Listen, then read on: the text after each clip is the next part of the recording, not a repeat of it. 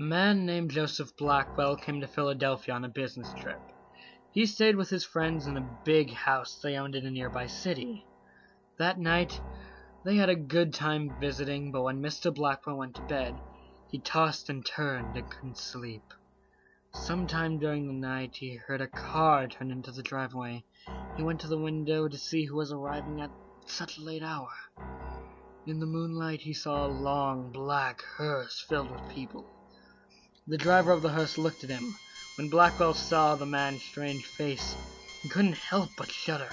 The driver called to him, "There's room for one more." The driver waited for a minute or two, and then drove away.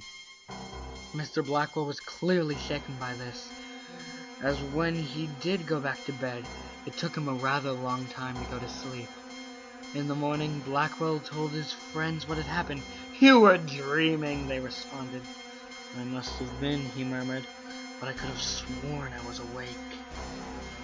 After breakfast, he headed back to Philadelphia. He spent the day high above the rest of the city in one of the new office buildings. Later that afternoon, he was waiting for an elevator to take him back down to the first floor. When the elevator arrived, the door opened. It was a little too crowded for his liking. Some of the faces looked eerily familiar. One passenger looked at him and said, "There's room for one more," he said. The man looked strikingly like the driver of the hearse. A tremble threatened to present itself, but he remained composed. Blackwell only politely declined. "No, thank you. I'll get the next one down." The doors closed and the elevator started down.